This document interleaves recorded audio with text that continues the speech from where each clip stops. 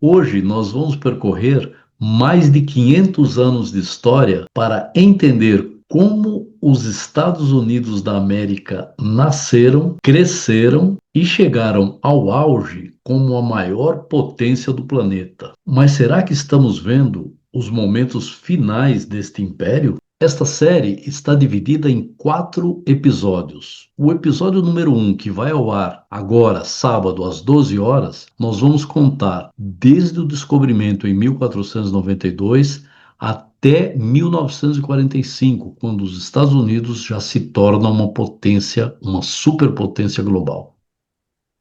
E aí, Marcelo, tudo bem? Tudo bem? Tudo Vamos mais uma vez. legal. Vamos começar mais um programa, dessa vez o programa Análise da Semana da TV Ideia. E hoje nós vamos dar início à série que nós chamamos aqui de É o Fim do Império Americano? Que título sugestivo, hein? Então vamos lá, Exatamente. vamos pensar um pouco. Olha o título dessa série que nós vamos começar. É o fim do Império Americano? É uma análise muito complexa. Nós vamos ter que trabalhar bastante aí para poder tentar fazer uma narrativa da evolução, né, dos americanos até hoje, a influência no mundo e tudo mais. Por isso nós vamos dividir essa série em 4 partes, né, em 4 episódios. O primeiro episódio nós vamos falar no dia de hoje, que vai da descoberta, a consolidação continental e ascensão global dos Estados Unidos, que vai da fundação, de 1492, até 1945, no final da Segunda Guerra Mundial, que os Estados Unidos sai como uma nação global e economicamente já consolidada. Então, nós vamos hoje percorrer aí 400 e quase 450 anos de história dos Estados Unidos desde a fundação e engatilhar para os próximos episódios, né, que vão tentar responder a pergunta da nossa série que está sendo formulada, que é o fim do Império Americano? Então nós vamos tentar por aí, certo? Feito. Essa é a provocação que a gente faz aí para quem está nos assistindo, né? Inclusive para participar com a gente. Exatamente. Então, Marcelo, vamos começar com a primeira pergunta. A gente sabe que os Estados Unidos foram descobertos, não descobertos, né? Porque quando você fala descoberto, descoberto para quem, né? Que já tinha indígenas lá, e assim, outros povos já tinham chegado lá na América, tanto na América do Sul, como na América do Norte, como lá nos Estados Unidos e como aqui, né? Então a pergunta que fica é a seguinte: por que o Tratado de Tordesilhas deixou o norte da América de fora, né? A gente sabe que o Tratado de Tordesilhas dividiu a América aí para o lado dos espanhóis, lado dos portugueses, e praticamente aquela parte da América ali, ela ficou de fora, né, dos Estados Unidos, né? Aquela parte ali da Virgínia, Nova York, ela ficou de fora desse traçado. Na verdade, as grandes potências de navegação daquela época, né, eram Espanha e Portugal, né? Então eles tinham ali uma frota muito grande, navegadores experientes, inclusive navegadores de outras nações, né? Se a gente lembrar que quem, como você disse, chegou na América foi um navegador italiano a serviço da coroa espanhola, Cristóvão Colombo. Então, a América do Norte ela não era tão explorada ainda pelos descobridores como estava na América do Sul. Então, o Tratado de Tordesilhas entre Portugal e Espanha, ele dividiu a América mais ou menos até um determinado ponto do que hoje é os Estados Unidos, mas no início não era, né? Isso a Uhum. gente vai ver para frente. E também porque esse tratado que foi firmado entre Espanha e Portugal não abrangia outras nações europeias. Então, todos os outros países eles não respeitavam esse tratado porque eles não foram sequer nem consultados a respeito disso. Então, a parte da América que já estava mais explorada, tanto por Espanha quanto Portugal, foi feito esse tratado de divisão, né, entre a América Espanhola e a América Portuguesa, e essa parte mais ao norte não estava tão mapeada, desenhada e não era tão conhecida e acabou ficando ali de fora e acabou sendo colonizada por outras nações. Entendi. É isso mesmo, né? Ela acabou sendo assim. E também essa parte dos Estados Unidos lá que não ficava dentro do tratado era uma parte que não tinha muita atração, né, com relação a minérios, a extração de ouro, de prata, ouro e outros minérios importantes. Aquilo não era visto como uma parte, era uma parte mais gelada, uma parte meio esquecida, né? A parte que acabou sendo explorada foi a parte que chegou até onde hoje é o México, né? Exato.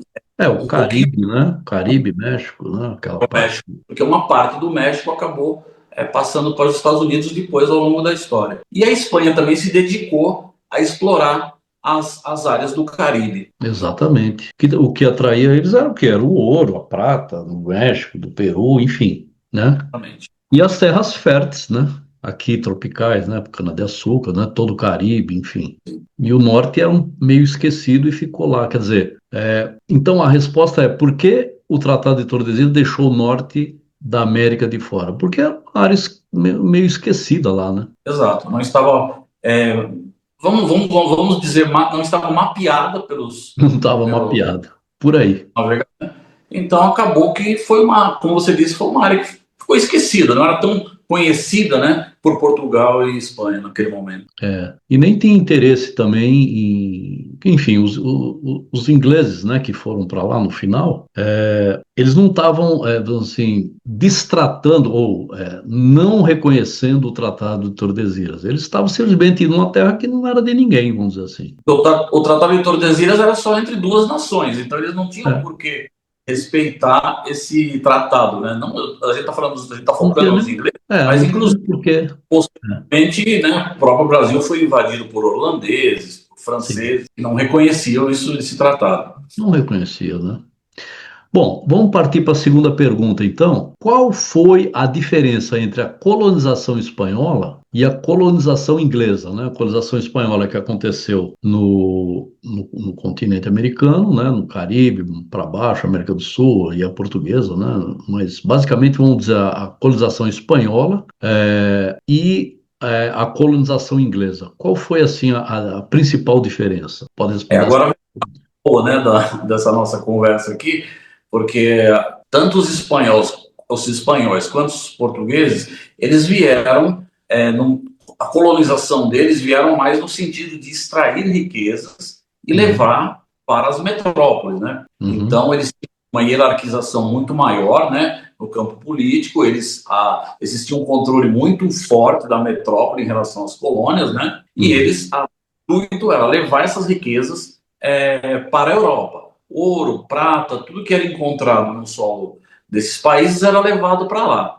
uhum. Já a colonização inglesa, isso falando assim em resumo, né, para a gente explorar melhor o tema. A colonização inglesa ela veio com uma diferença, né? Ela veio para uma área que já não existia tantas riquezas assim como a gente disse, e eles vieram com uma intenção mais de povoar e de produção agrícola familiar ali, comércio, etc., para que essa cultura agrícola também abastecesse a Inglaterra com os produtos. Então, basicamente, a Inglaterra ela veio povoar, veio criar uma espécie de colônia permanente, onde que fosse produzido ali iria abastecer a metrópole. Portugal e Uhum. Espanha vieram mais para explorar o que havia de riqueza ali, com ajuda forçada dos índios, etc., e levar essas riquezas embora para a Europa, que isso é motivo de debate, às vezes até acalorado nas redes sociais, sobre essa questão de devolve o nosso ouro, etc., né? Falando entre Brasil e Portugal. Era deles, né? Se não fosse os portugueses e os espanhóis, a gente estaria de tanga ainda, é isso? É, e com um monte de ouro. E todo o ouro aí debaixo da terra sem explorar, né? Não, é claro que é uma brincadeira, né? Eles poderiam ter juntado, né, toda a riqueza, né? Imagine lá os astecas, os incas, enfim, os maias, né? Tinha toda uma riqueza cultural, enfim, era um império também.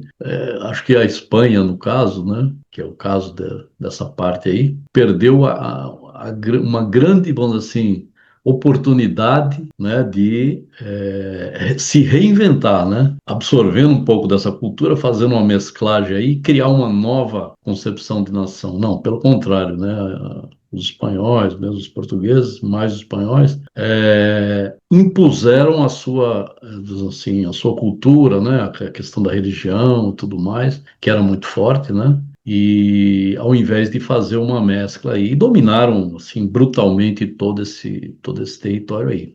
Ao contrário da América do Norte, né, lá nessa região onde nós estamos discutindo hoje, os ingleses, né, fundaram colônias, né, colônias menores. Começou ali com Jamestown em 1607, depois a Plymouth né, e começaram, eles eram ao contrário dos espanhóis e dos portugueses que tinham um vice-rei, né, dentro das suas colônias, lá dentro das suas descobertas, ele colocava um vice-rei lá para praticamente replicar o que acontecia no Império, né, Espanhol e no Império Português. Os ingleses não, você tinha lá, já começava uma ideia até de assembleia, eles tinham até uma assembleia já dos colonos, né, que decidiam uma espécie de autogoverno, né? Então era uma forma de não que a Inglaterra estivesse longe dessas colônias, né, desses colonos, vamos dizer assim,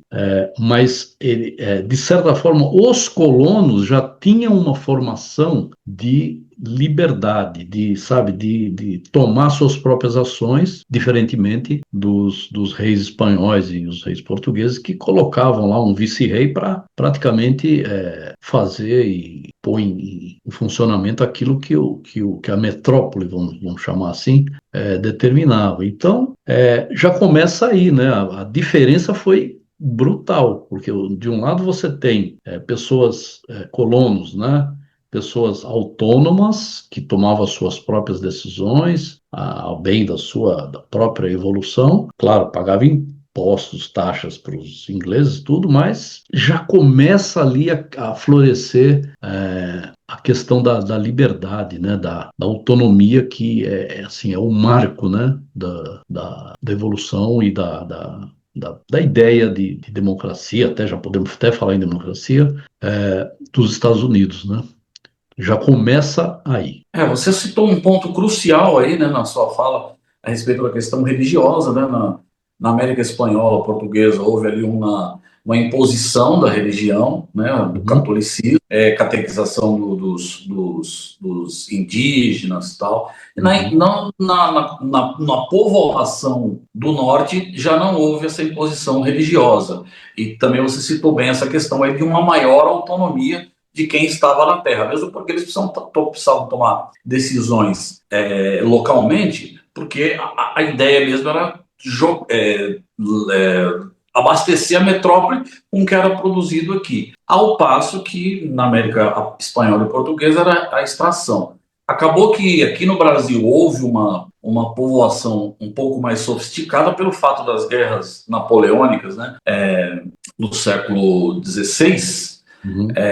onde a coroa portuguesa teve que vir se instalar no Brasil e acabou que o Brasil tomou um status maior, né? E acabou, se a gente olhar para o resultado histórico de tudo isso, o Brasil ele hoje é um país muito mais desenvolvido do que o restante da região, porque houve ali um momento de ter sido popular, inclusive pela nobreza de Portugal. E depois acabaram ficando alguns nobres por aí, e houve o rompimento depois com Dom Pedro I.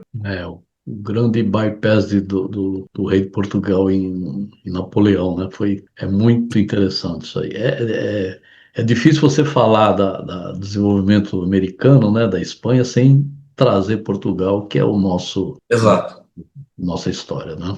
Mas, continuando, então, quer dizer, uma outra pergunta é, como é que as primeiras, vamos dizer assim, experiências, né, de autogoverno, já que a gente está falando de uma parte ali já se desenvolvendo com autogoverno, com assembleias, tomando decisões e tudo mais, mas isso tem um preço, né? Esse autogoverno, digamos assim, essa liberdade, ela acaba, de certa forma, ao longo do tempo, influenciando o que logo, assim, logo 100 anos depois, começa já a ter os ideais de independência, né? Então, como é que essas primeiras experiências do autogoverno, né, que é a sua próxima pergunta, influenciaram a independência dos Estados Unidos?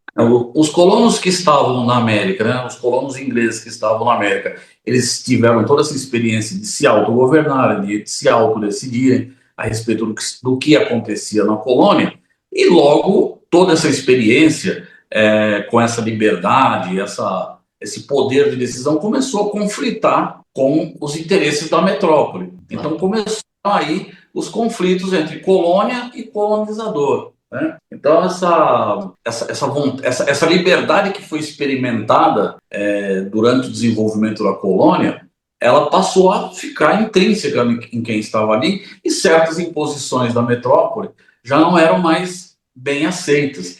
Inclusive, a cobrança da gente sempre, né, historicamente, a cobrança excessiva de impostos, etc., e começou a florescer ali, né, inclusive alimentado aí pelas ideias do iluminismo, né, de criar ali um Estado democrático na América, independente do colonizador. Exatamente. Então eles já começaram esse autogoverno, né? Ele acabou lá na frente, um pouco mais, bem mais na frente, mas 100 anos depois, 50, 70 anos depois, nós estamos aí em 1620 agora, né? Reforçou a ruptura lá um pouco mais à frente com a Inglaterra, exatamente com essas ideias de liberdade e tudo mais. Bom, aí vamos para uma outra pergunta que é: por que os colonos romperam com a Inglaterra? Parcialmente, essa pergunta a gente respondeu na anterior, né? É. Começou os ideais do iluminismo, né? Os revolucionários ali, com os ideais do iluminismo, de ter um Estado independente, separado, divisão de poderes, tudo, fez com que existisse ali um grande descontentamento na colônia em relação à metrópole, e aí foram crescendo os ideais revolucionários de montar ali, naquela localidade, ali, um Estado democrático onde seria independente já do colonizador. E assim, esse movimento foi crescendo, né, e gerou ali esse movimento revolucionário que culminou na independência dos Estados Unidos. Tem um movimento paralelo aí que a gente pode complementar, que é o seguinte: nesse mesmo período, bom, a Inglaterra tinha lá as 13 colônias, né, naquele lado leste dos Estados Unidos, né, para cima, mas a França, a própria Holanda, né, vamos dizer assim,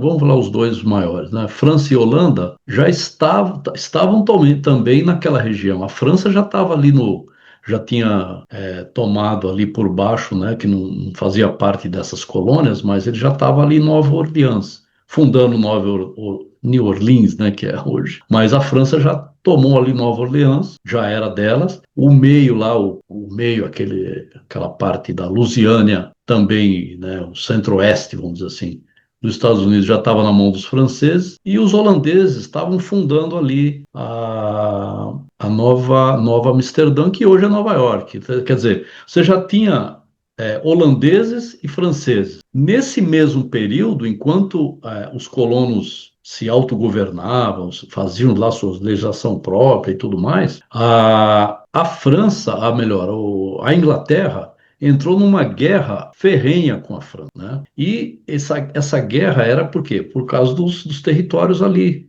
do centro e tudo mais, que a Inglaterra já tinha ideia de que o centro ali dos Estados Unidos, mais aquela parte de baixo, já poderia fazer parte já de uma ideia expansionista que já estava começando a surgir também na questão da dominação dos ingleses naquela região. Quer dizer, eles dominavam aquilo, mas estavam brigando com a França. E eles brigaram com a França e venceram a França, né? Tanto é que aquela parte toda foi tomada pelos ingleses e já fez ali um crescimento territorial dos Estados Unidos importante. Só que tem um pequeníssimo detalhe aí, pequeno não, um grande detalhe. Nessa guerra, a Inglaterra consumiu praticamente toda a riqueza deles, foi consumida ali, porque eles queriam ganhar de qualquer jeito. Queriam ganhar de qualquer jeito, né? E ganharam. Só que ficaram sem dinheiro, sem grana, sem, sabe, sem condição o tesouro, né?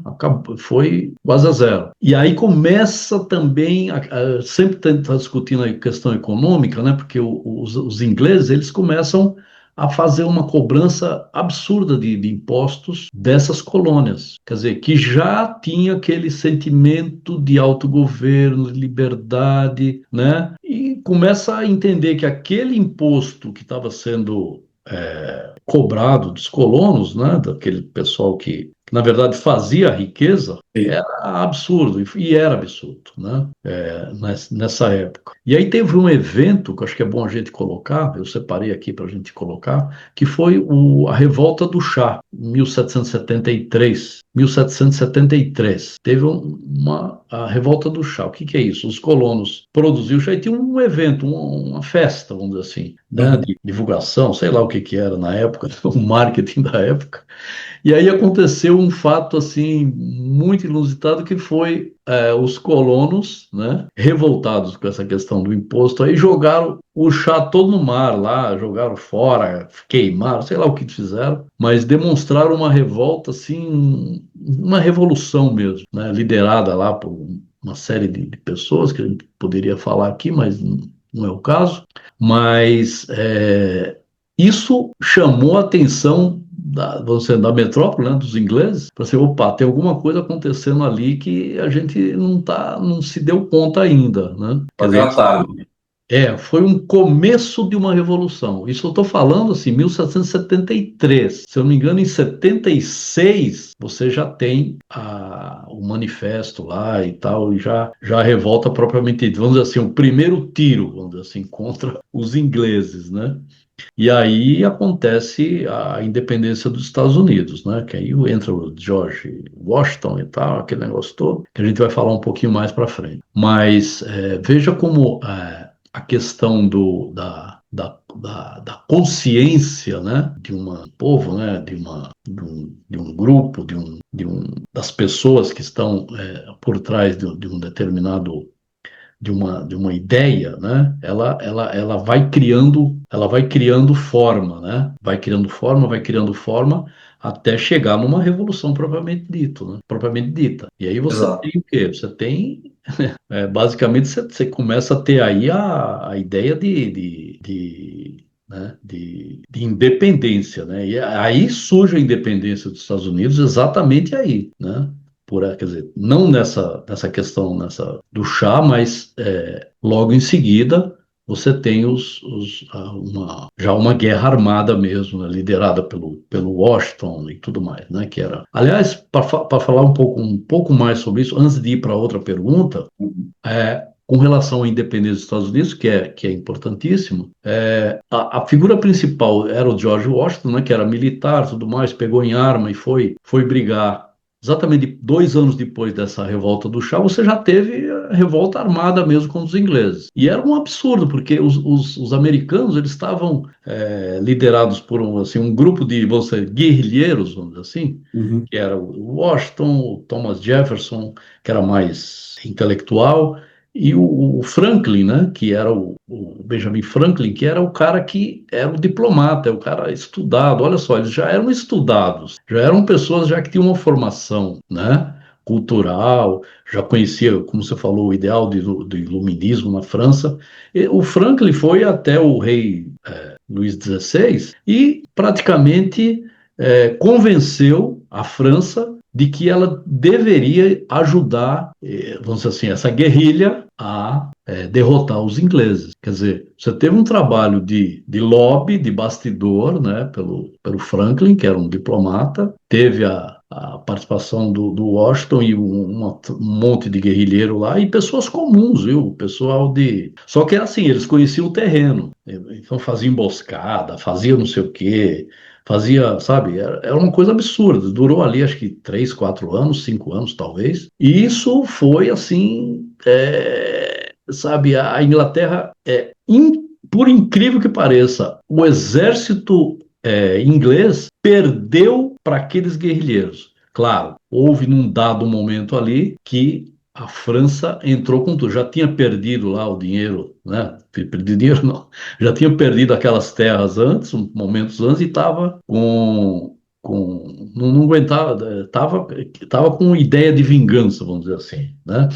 Contra os ingleses. E os ingleses estavam absolutos, né, com toda a potência de um exército, né, do exército inglês, com naval, cavalaria e tudo mais. É inacreditável que um grupo pequeno de colonos, vamos dizer assim, claro, teve a participação de outras pessoas também e foi formando um pequeno exército. Mas comparado à armada inglesa, era um grupo muito pequeno. Só que tinha um lobby, tinha alguém trabalhando lá na França, né, desses colonos, que era o Benjamin Franklin, foi lá e trouxe a França, e a França aceitou e veio com tudo para cima dos ingleses e ganharam, derrotaram o exército francês, o exército inglês, dentro do território americano. Uma coisa assim, com batalhas e tudo. Teve várias batalhas aqui, a gente pode depois estudar com calma, né? Mas, e assim, depois da perda dessa batalha aí, dessa consolidação, 2 anos depois, praticamente, a Inglaterra, a França e a Inglaterra reconheceram a independência dos Estados Unidos. E eles praticamente comemoram a independência do 4 de julho, basicamente é um documento, um manifesto lá, escrito lá do Benjamin Franklin, não, do outro lá, do Thomas Jefferson, né, que escreveu em um determinado momento lá um manifesto que tornava aquela nação livre e tudo começou na revolta do chá. Quer dizer, mas eu acho que é o que a gente estava falando, né? Tudo começa na independência, na autonomia, na formação da cabeça, né? De liberdade. Séculos, né? Hã? Cristalizado ali em séculos, né? Porque a gente está falando que isso levou 300 anos, né? Quase 300 anos. Exatamente. Foi uma cristalização de um sentimento Você ali. tem uma cristalização, né? Aí, andando um pouco mais por volta agora já de 1823, depois dessa revolução, depois da independência, você tem o crescimento, né? Tem a consolidação dos Estados Unidos como nação já, né? Embora tenha ali as 13 colônias praticamente. Aí você vem com a doutrina Monroe, em 1823, né? O que dizia a doutrina Monroe? Ela afirmava que a América era para os americanos, né? E que os europeus não deveriam mais vir para trazer mais colônias, quer dizer, sem novas colônias. Nós somos esses americanos, né? A América é para os americanos, né? E consolidou assim é, a ideia que nós temos hoje, né, de se voltar para dentro, né? E ao mesmo tempo, você teve nesse mesmo período aí o Destino Manifesto, né? Então, a pergunta é, o que significaram a doutrina Monroe e o Destino Manifesto? Na verdade, eu creio que a doutrina Monroe, que até eles estão Monroe, dizendo que Monroe. o Donald Trump ele quer retornar a esse tempo, né? Essa Uhum, América para os americanos não se resumia ao território dos Estados Unidos, né? uhum, Essa ideia da América para os americanos já começaram a existir. Nós estamos em 1823, a nossa independência foi em 1822, né? Então, as exato. colônias espanholas e portuguesas já começavam também ali a serem independentes, então criou-se essa, acho que foi a primeira experiência, o primeiro passinho, né, o primeiro pezinho dos Estados Unidos nisso que a gente está chamando de imperialismo, né? Então, os Estados Exatamente. Unidos, para que não houvesse uma interferência mais europeia na região, não era só o território americano, era todo o território dos Estados Unidos, né? Aham, É a América. Então começa a influência americana em outras regiões, né? A gente já vai falar do Caribe na questão das guerras, mas na América Latina, na própria América do Norte. Então começou ali o primeiro passo dos Estados Unidos como potência regional e como uma espécie de império também, queria ali colocar as suas vontades, primeiramente tentando bloquear a Europa de voltar a intervir na região. E houve um acordo, né, de que os Estados Unidos também não interfeririam na Europa, mas basicamente começa ali aos Estados Unidos, né, o grande irmão do Norte, a perceber que ele precisaria influenciar uma região inteira para poder ter o controle de tudo isso. É isso que muita gente hoje diz que o Donald Trump ele quer retornar a esse período, né, com a influência que ele está tentando exercer, e nós aqui no Brasil estamos sentindo um pouco mais o peso, né, dessa Uhum. mão americana em relação a essa influência. Assim, E o Destino Manifesto? do manifesto. E é a ideia de que a cultura, o modo de vida, tudo dos americanos é como único e tem que ser influenciado as outras nações a seguirem aquele mesmo modelo. Então, ali os Estados Unidos eles começam a se enxergar já como um império, como um colonizador, né, entre aspas, porque eles não queriam tomar território, né, mas eles queriam influenciar de tal maneira que o seu modo de vida passasse a ser espalhado pela região inteira. Uhum. Exatamente. Né? Esse Império Manifesto basicamente dizia que vinha já dessa doutrina, né? E, na verdade, os puritanos, né? O pessoal lá que veio do fugido, né? Fugido entre aspas, né? Que veio exilado, né? Se exilaram praticamente nos Estados Unidos, fugindo da reforma protestante que estava acontecendo na Inglaterra, vieram para ali, quer dizer, já estava formado, né? Os colonos, toda essa massa de pessoas aí já estavam consolidada, inclusive com um ideal, né? Um ideal de fé, né? De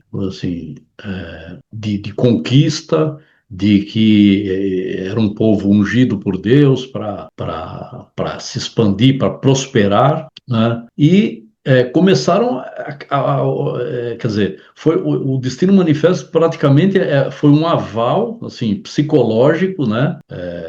Que deu assim um passaporte para você ter um monte de barbaridade, que foi aquela marcha para o oeste, né? Aquele caminho que saiu. Você sai do leste do Oceano Atlântico, né? E vai atravessando o oeste até chegar no Pacífico, né? Agora, nesse meio, você teve uma destruição extraordinária de povos, de indígenas, de gente que tinham sido colonos lá da França, que acabou, o exército sai que o povo fica, né? Então aquela marcha para o oeste lá, né, motivada por esse Destino Manifesto, que foi assim uma histeria coletiva, né, desses puritanos, eles foram derrubando e destruindo tudo que tinha pela frente, porque tinha por trás disso tinha uma fé, uma coisa de expansionismo, né, sabe, de prosperidade que foi difundida na cabeça das pessoas e que justificou o massacre, vamos dizer assim, entre aspas, que houve nessa marcha para o oeste lá até o momento em que os Estados Unidos praticamente coloniza, né? As colônias se expandem para dentro dos Estados Unidos, o centro, né? E vai sair lá do outro lado, na Califórnia. Então, ou seja, do Atlântico ao oeste. Então eles tomaram tudo aquilo. Quer dizer, já era deles porque tinha comprado da França, porque tinha ganhado a guerra da França, já era deles, só que era um território que praticamente estava lá, não colonizado, né? E que foi depois colonizado com essa ideia, né? De fé, né? De buscar o crescimento a todo custo aí, e baseado numa doutrina, né? Numa ideia de expansionismo e de se achar os ungidos de Deus, né? Enfim, mas é uma realidade. Eles conseguiram e foram e tomaram conta, né? E não era só um lema político esse Destino Manifesto, foi uma mentalidade, né? Uma mentalidade projetada, né? Que acabou justificando a ideia de dominação, né? Essa que é a verdade. Quer dizer, verdade. É o que a história conta, né? Verdade, a gente nunca vai saber exatamente qual foi. E tem muitos detalhes também que a gente não está conseguindo, obviamente, falar aqui, senão vão ficar 3 horas de comentando, né? Bom, mas aí você tem, tudo bem, você tem lá os Estados Unidos já se formando, né? Mais ainda, mais que uma nação, já com algum poder e tudo mais, mas aí você vem uma questão crucial que foi digamos assim, o norte, né? E o sul, de certa forma, de certa forma não, ideias diferentes. O Sul, um pouco mais assim, escravagista, mais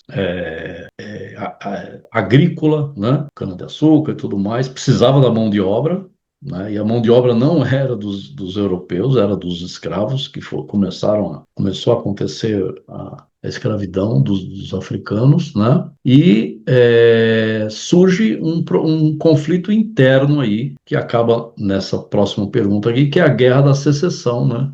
Que moldou os Estados Unidos aí como nação. Ou seja, você tinha o Norte querendo a união e o fim do escravagismo, e o Sul querendo a parte sul, né, dessas 13 colônias, uma parte do Sul ali queria a federação, né, da separação, né? Secessão quer dizer separação, né? Então, eles queriam separar-se do norte e continuar com a escravidão, que era a base, vamos assim, base econômica dos negócios daqueles colonos daquela região. Então, você tinha uma questão econômica muito forte que entrou em disputa. E aí estourou a Guerra Civil nos Estados Unidos, que foi um marco extraordinário de 1861 a 1865, né? Ou seja, o norte industrial contra o sul escravista, né? Então foi essa Guerra da Secessão. E a pergunta é, como a Guerra da Secessão moldou os Estados Unidos como nação? Nesse período,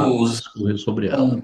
nesse período, os Estados Unidos tinham um presidente que era abolicionista, Abraham Lincoln, e ele bancou essa guerra civil dentro dos Estados Unidos. E aí, o resultado mais impressionante, mais significativo, né, dessa guerra foi o fim da escravidão. Só que, por que houve o fim da escravidão? A abolição. No papel. Oi? No papel, né? Isso. Bom, os nortistas ganham, né? Os nortistas ganham. O norte ganha, é abolida a escravatura, então há uma divisão muito clara nos Estados Unidos. O norte se manteve, o sul foi arrasado pela guerra, porque acabou perdendo, né? Então ali criou-se uma grande divisão nos Estados Unidos, né? O norte começou a ser muito mais industrializado, o sul acabou tendo que vamos dizer, iniciar depois, né, a sua evolução industrial ali, que não chegou, né, como é no norte. No norte tem as indústrias automobilísticas, a tecnologia que está mais a oeste, e acabou também criou-se ali uma divisão muito clara da sociedade, uma sociedade cristã, branca, houve a segregação racial, né, que era muito séria nos Estados Unidos, tanto que os negros, para terem algum direito, eles tiveram que guerrear, né? Então houve essa formação que persiste até hoje nos Estados Unidos, uma formação de uma nação cristã, branca, o norte industrial, muito desenvolvido, o sul menos desenvolvido, e com uma clara divisão racial que ainda está resolvida essa questão. Houveram lideranças negras que minimizaram um pouco toda essa situação, mas até hoje em dia há uma clara divisão. Surgiram esses grupos extremistas, Ku Klux Klan, que matava negros, tudo. E hoje a gente vê, né, em relatos, eu sempre faço essa ligação, né, entre lá atrás e hoje, né, que ainda a gente ainda vê como os negros nos Estados Unidos eles ainda são massacrados, né? Segregados, concordo. É a história, né? Se desenhando, se moldando, né? E a gente conhecendo um pouco mais aí do Império Americano, né? Como foi se formando esse império, né? E aí nós vamos passar agora para a parte 2, de 1898 a 1945, e aí nós vamos perceber que, né, com todo esse molde aí, você tem a ascensão global dos Estados Unidos como nação e como potência mundial, né? Então a gente vai perceber agora, vamos fazer as perguntas e vamos tentar discorrer sobre ela. E ela começa lá atrás, em 1898, né? Quando começam as guerras hispano-americanas, né? De 1898 foi o marco, vamos dizer assim, do imperialismo americano, que é o momento em que eles começam a ter a influência fora do continente, fora das suas, né, do continente, né, além do continente, né, já passa daquela parte, porque eles já vão lá para as Filipinas, já vão. Enfim, eles começam a brigar com os espanhóis. A briga agora com os espanhóis, que tinha lá a sua vidinha de império, de escrava, vamos dizer assim, de tirar o Exploração. exploratória, né? Tava lá na sua vidinha e de repente começa a ter os americanos, né? Invadindo a praia dos espanhóis aí em territórios até fora do continente, né? Além de Porto Rico, influência em Cuba e tudo mais, né? Que teve a guerra lá, perdeu Cuba para a Espanha, perdeu a Cuba para os Estados Unidos também, mas quer dizer, por que que a Guerra Hispano-Americana de 1898, né, que é o caso, foi o marco do imperialismo americano? Por quê, na sua opinião, Marcelo? Quem estiver ouvindo a gente aqui vai perceber na linha do tempo que nós vamos percorrendo, com os Estados Unidos eles vão se envolvendo em guerras, ainda que uma guerra civil, mas a gente vai percebendo que um dos grandes marcos do desenvolvimento industrial americano justamente é a indústria bélica. Veja quantas guerras a gente vai discorrer aqui que os Estados Unidos vão entrar. Então, a gente já passou aqui pela doutrina Monroe, pelo manifesto Destino, etc. Então, você tem ali algumas colônias espanholas ainda na região do Caribe, que hoje é a América Central, né, que estavam ali dominadas pela Espanha. Então, você citou Porto Rico e Cuba. Então, acabou que os Estados Unidos conquistaram Porto Rico, auxiliaram os cubanos a fazerem a sua independência, né, dos espanhóis, lutaram juntos, né? Que talvez hoje até seja contraditório, né? Dizer que cubanos e americanos lutaram juntos, né? Pela independência, mas foi o que houve e acabou ficando esse território ali como protetorado dos Estados Unidos, tanto Porto Rico que permanece até hoje, né? Os cidadãos de Porto Rico eles são cidadãos Até americanos, hoje, né? até hoje. E aí Cuba já foi diferente, né? Houve a revolução que colocou os americanos para fora, apesar de eles terem mantido ali uma parte do território cubano sob domínio americano, que é justamente a ilha de Guantánamo, né? Que tem ali Que loucura. então, aí é a primeira experiência imperialista. Os Estados Unidos Uhum. conquistaram ali, apesar de não ter esse nome, mas teve essa conquista territorial que acabou ali tendo o nome de protetorado, mas acaba que é como se fosse uma colônia mesmo, né? Sem Sob dúvida. intensa influência americana. Uhum. Sem dúvida. Né? E aí vem a importância estratégica do Canal do Panamá também, né? Nessa mesma região. Você conhece bem, né? O Canal do Panamá. O Canal do Panamá, eu estive lá, né? Aham. Que foi inaugurado em 1914. 1914. Eu estive lá no Canal do Panamá e a gente tem uma espécie de aula, né, de como Uhum. foi construído. Enfim, os americanos construíram aquilo. Houve uma tentativa anterior que foi frustrada, depois os americanos vieram e realmente, de fato, construíram. O Canal do Panamá, estrategicamente, ele liga os oceanos, né, por uma espécie de corte de caminho, né?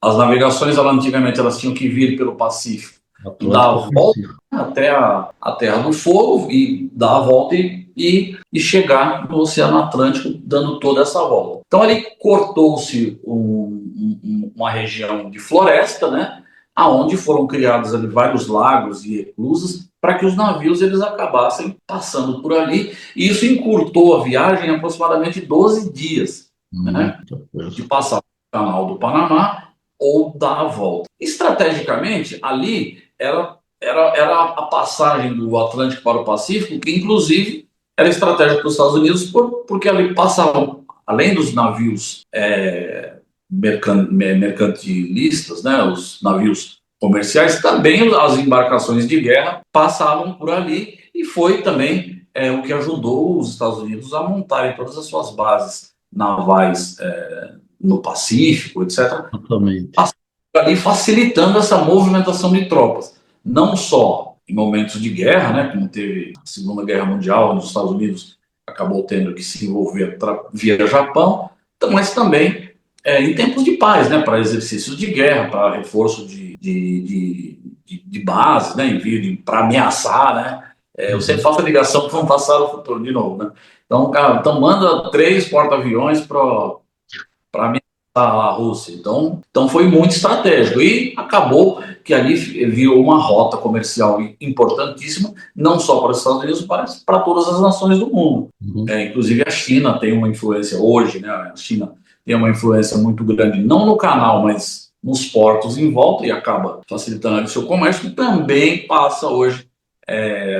Parou-se de falar nisso, mas antes de assumir o governo, o Donald Trump chegou a citar sobre pegar o canal do Panamá de volta, né, para os Estados Unidos. Então, só fazendo a linha histórica correta, os Estados Unidos eles construíram o canal e operaram o canal até determinado ponto que passaram o controle para o próprio Panamá. Deixa eu atender o telefone. E aí você vê, né? Ele já começa a teve essa expansão, teve o aumento, teve essas guerras, teve a Guerra Hispânica, foram se consolidando como uma nação cada vez mais poderosa, enfim. Nós estamos formando o imperialismo aí, né? Claro, isso também você começa a ter aliados, né? Você começa a ter força, você começa a ter aliados. E essa força, ela começa a ganhar mais, assim, mais sentido, mais aderência e volume, exatamente no momento que nós estamos chegando agora, que é a Primeira Guerra Mundial, né? Então, vamos lá. A pergunta que a gente elaborou aqui. Como a participação dos Estados Unidos na Primeira Guerra Mundial mudou o seu papel global? Quer dizer, já tinha mudado um pouco, mas mudou mais ainda. Multiplicou a sua participação e o papel dos Estados Unidos no globo. Eles entraram a guerra começou em 1914. Oi? A Segunda Guerra Mundial começou em 1914, 13, 14, alguma coisa assim. E os Estados Unidos entra em 1917, né? E mais uma vez, quer dizer, mais uma vez, depois nós vamos ver para frente, né? Na outra guerra, na primeira, eles foram decisivos na vitória dos aliados. E mostrou, né? Eles tinham da mesma coisa, fornecendo armas, alimentos, tudo bem, teve lá também soldados e tudo mais, né? E eles ganharam, fizeram com que quer dizer, só que como na Segunda Guerra, que a gente vai ver logo em seguida, na Primeira Guerra também, a Europa, né? Os europeus brigavam, né? As cidades, tudo destruído, as mortes e tudo mais, praticamente destroçado, e os Estados Unidos fornecendo armas, fornecendo alimentos, fornecendo tecnologia, fornecendo, enfim. E no final entrou para ganhar a guerra, tá?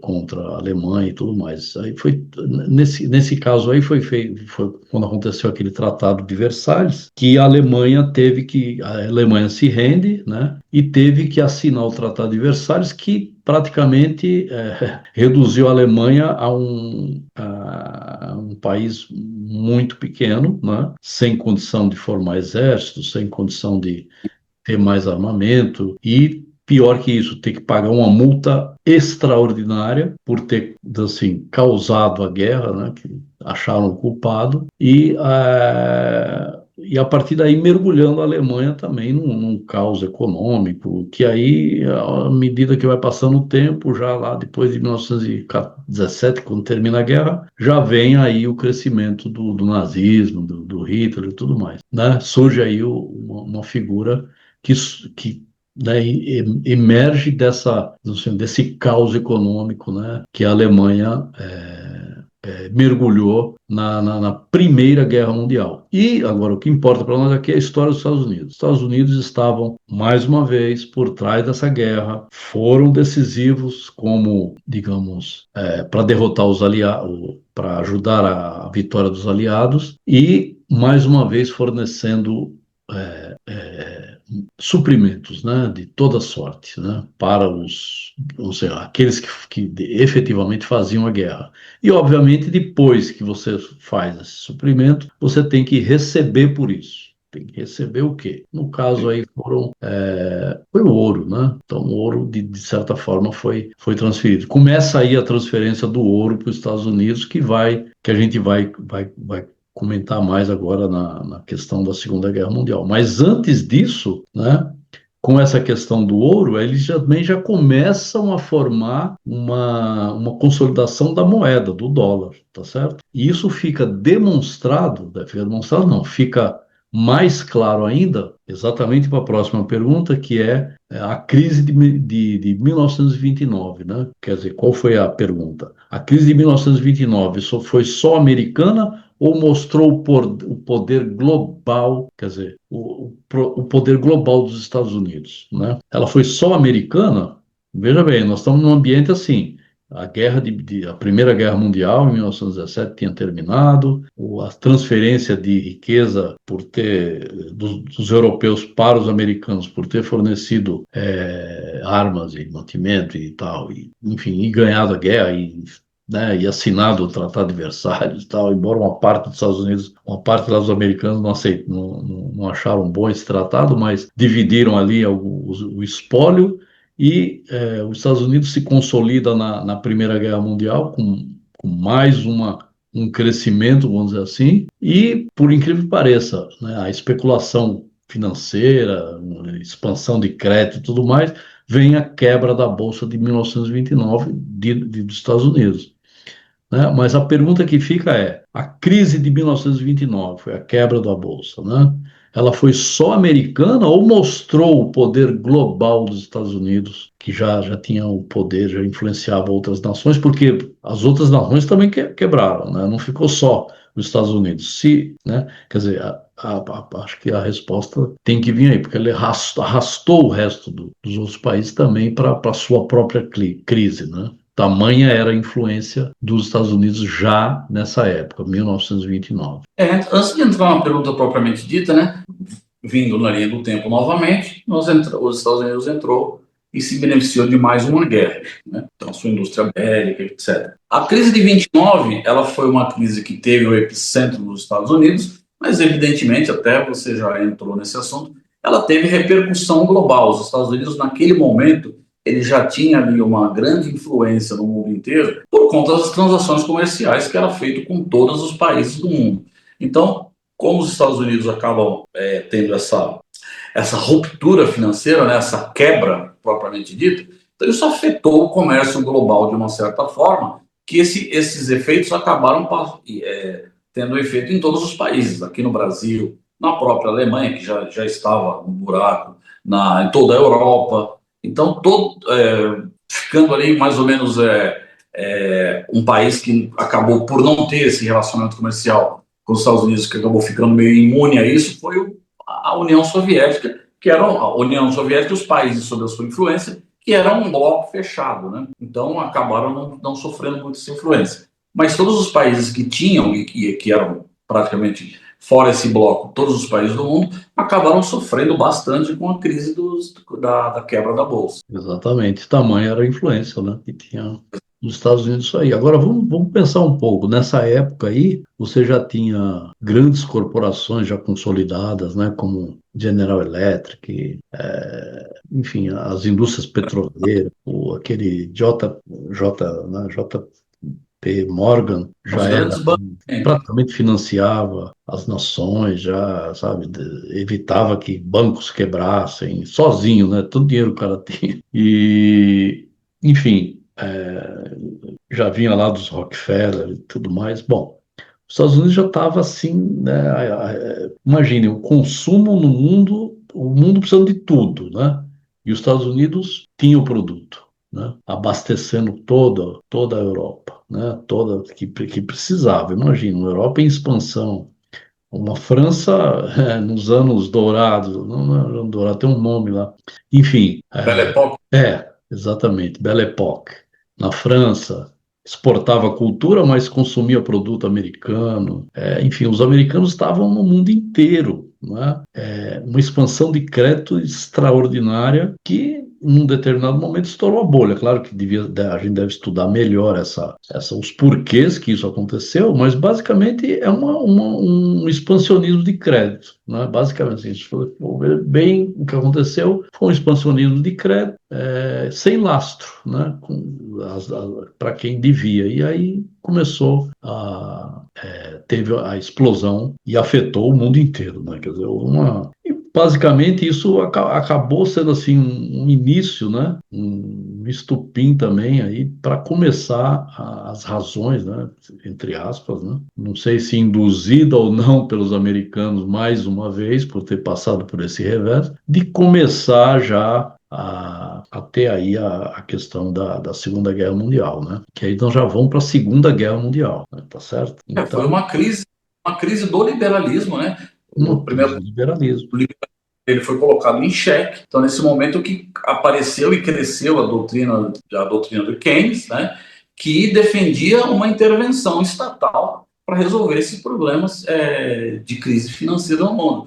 Então, houve ali, inclusive, o que serviu de base, que a gente vai ver mais lá para frente, até para o Plano Marshall. Exatamente, exatamente. Que é produto da nossa segunda pergunta, de mais uma pergunta. De que forma a Segunda Guerra Mundial consolidou os Estados Unidos como superpotência? Então, de influente global, ele passa a ser uma superpotência exatamente na Segunda Guerra Mundial, praticamente nos mesmos moldes, né, da Primeira Guerra, né? Então, você vê que já estamos em mais uma guerra. Mais um. Os Estados Unidos entrou ali como um protagonista, ele não estava desde o início da guerra como combatente, mas de novo estava fornecendo arma, tecnologia, apoio logístico, etc., até que finalmente se entrou, né, propriamente na guerra mundial com as suas tropas, etc. E ao fim da Segunda Guerra, os Estados Unidos estava de novo no lado vitorioso, né? A Alemanha saiu como uma grande derrotada, o Império Japonês e a Itália. Então, os Estados Unidos ali, além de todo a sua influência global, ali começava como uma potência quase que hegemônica, porque através da ajuda americana, principalmente financeira, a Europa foi reconstruída. Então, os Estados Unidos passaram a influenciar a Europa. Então, o jogo se inverteu ali quase 400 anos depois, com os Estados Unidos ajudando a reconstrução da Europa, não de graça, porque a influência americana na reconstrução da Europa, ela barrava, de certa forma, a expansão soviética, né, que também via a Também. outra parte da Europa. Então, né, que parava em Berlim, com um muro, onde dali para o Oriente, influência soviética, dali para o Ocidente, influência americana. Então, os Estados Unidos participou dessa reconstrução, mas essa reconstrução com dinheiro e com a sua indústria também reconstruindo. Então, houve ali um desenvolvimento Indústria magnífico. bélica, principalmente, né? Como Indústria bélica, principalmente. indústria bélica durante a guerra, mas depois Isso. veio toda a sua indústria de Depois vem os consumos, construção. né? Na reconstrução, você Na tem. reconstrução, os Estados Unidos colocaram dinheiro para pagar as suas empresas e aí criou-se ali realmente uma superpotência econômica, bélica já era, e aí agora uma superpotência influente, inclusive com a questão da criação da OTAN, com a criação da ONU, porque também era um grande irmão ali que Nessa iria época. proteger a Europa da influência soviética. E com a consolidação também da moeda, né? Moeda. Do padrão ouro, do padrão da moeda, o dólar, como lastreado pelo ouro, né? Esse ouro, Marcelo, pelo pouco aí que eu pesquisei, ele foi transferido por essas nações arrasadas, né? Uhum. Todo o ouro do mundo, né? Praticamente convergiu para os Estados Unidos. Se eu não me engano, 70% das reservas de ouro no mundo estão nos Estados Unidos. Acho que mais de 70%. Isso é uma coisa extraordinária. E tem um local lá só para preservar esse ouro, para preservar não, para guardar esse ouro, né? É o E Fort Knox. acontece o seguinte, nesse momento os Estados Unidos coloca a sua moeda como, vamos dizer assim, uma moeda forte, né? Teve um fato interessante que foi o seguinte, eu esqueci o nome do presidente, mas nessa mesma época em que o ouro estava entrando como pagamento, né, da reconstrução da Europa, vamos dizer assim, o ouro estava entrando nos Estados Unidos. Nesse mesmo momento em que havia essa ideia de tornar o dólar uma moeda forte, o presidente da época, que eu não lembro o nome agora, baixou um decreto em que todo cidadão americano deveria passar o ouro que tinha em casa, guardado, joia, o que for, ouro, deveria ser encaminhado para o Tesouro americano, em troca de um valor. Então, os Estados Unidos, esse mesmo decreto trouxe um valor de pagamento para as pessoas que não vendiam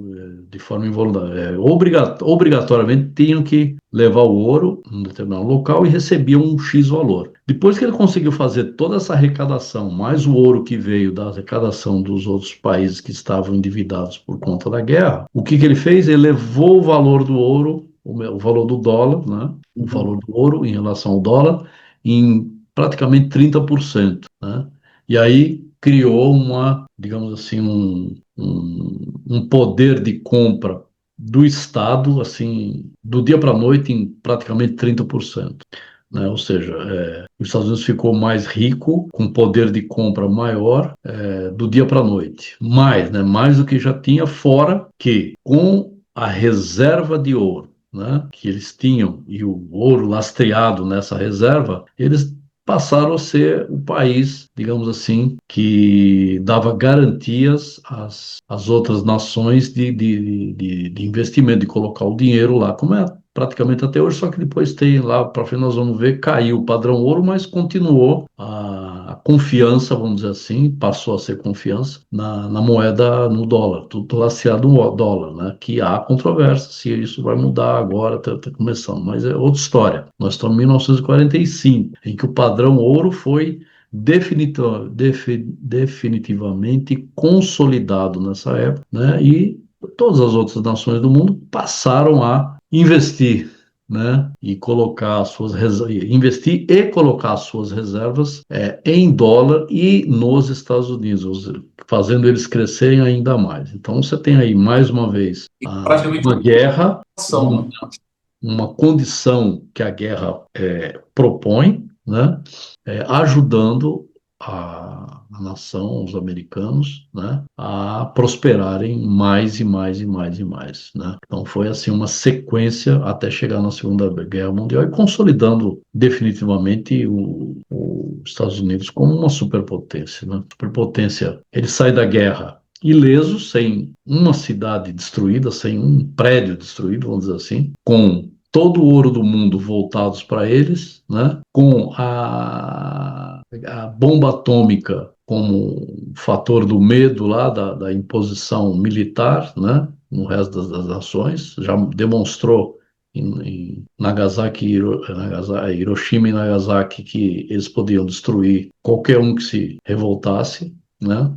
E ainda vitoriosos da guerra e com assento permanente na ONU, vamos dizer assim, que acabaram decidindo por muitas coisas. Quer dizer, nesse momento, assim, depois da Segunda Guerra Mundial, você tem os Estados Unidos como, né, uma superpotência lastreada de todos os lados, né, pronto para tornar-se, de fato, um império, né, nos tempos assim, modernos, né, um império que a gente conhece como hoje, né, e os desdobramentos que a gente depois vai estudar nos próximos 3 capítulos aí, né? Capítulos não, nós estamos chamando Episódio. de episódios, né? A série curiosamente, né? A gente só falou do crescimento né, de superpotência e tudo mais, mas o nome da nossa série aqui é o fim do Império Americano. Quer dizer, a gente vai ter muito mais aí pela frente, né? Para entender por que a gente colocou o nome dessa série como dessa forma, né? É o fim do Império Americano. Então, dessa forma, a gente vai terminando aqui essa primeiro episódio, né? Parando aqui em 1945 e nos próximos a gente vai evoluir até chegar nos dias de hoje. Os outros 3, né, que vem por aí. Você tem alguma coisa mais para colocar, Marcelo? Não, acho que é isso mesmo. Quero convidar todo mundo a seguir essa nossa série, né? Vai ser muito interessante. A gente percebe que tem uma linha do tempo, né, que a gente está fazendo, dando as razões para os Estados Unidos chegarem onde chegaram, né? E aos poucos a gente vai ver quando isso começa a se tornar um conflito, tanto interno quanto internacional, para chegar nos dias de hoje. Então, convite para que todos sigam essa série. Como qualquer império, né, Marcelo? Que a gente vê aí ao longo da história, ele tem um começo, meio e fim, né? A pergunta quer dizer, o fim um dia chega para todos, vamos dizer assim.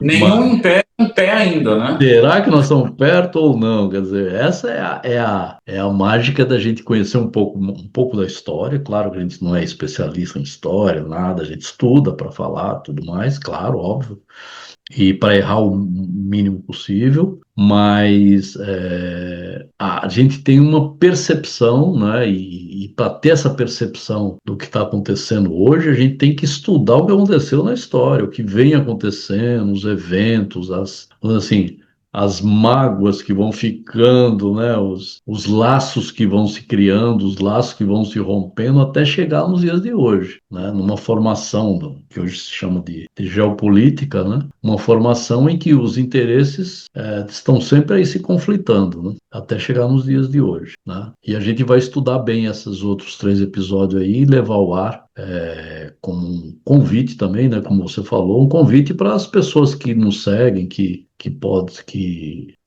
assistem os nossos vídeos, a participarem também com a gente, né? Por que não? Traz aí, né, uma ideia, enfim, traz a sua participação, digamos, com análise, né? A sua análise da história, a sua visão da história, digamos, a sua percepção do que pode acontecer. Enfim, tem muita coisa que a gente pode debater, que a gente pode falar. E trazer para os demais, né, para incentivar e tudo mais, sobre um tema extremamente importante, né, sem dúvida, eu diria que é um dos temas mais importantes da atualidade, que é a ascensão, né, que é essa questão aí de como o imperialismo americano vem, e agora muito mais, né, com esses governos novos que tem aí, que apareceram, né, ultimamente, como ele vem moldando a hegemonia deles, digamos assim, hegemonia de mídia, de tecnologia, de tudo mais, como eles vêm se moldando ao longo do tempo, né, crescendo, crescendo, crescendo, crescendo, e dominando as demais nações, e, de certa forma, a gente está vendo aí que não está conseguindo manter esse domínio da forma como vinha mantendo até então, né? E a gente viu até aqui que em 1945 que os Estados Unidos está explodindo. A gente está quase assim, mais alguns anos aí, a gente já está nascido, né? Já teria nascido, já nasceu, vamos dizer assim. Você não, mas eu nasci em 57, então não está muito longe. Mais 12 anos aí de história, eu já estou vivendo a história que nós estamos tentando narrar aqui nesses nossos episódios. Valeu? Até mais. Até o próximo vídeo. Muito obrigado para quem esteve aqui. Tá bom, valeu, Marcelo. Obrigado você, tá?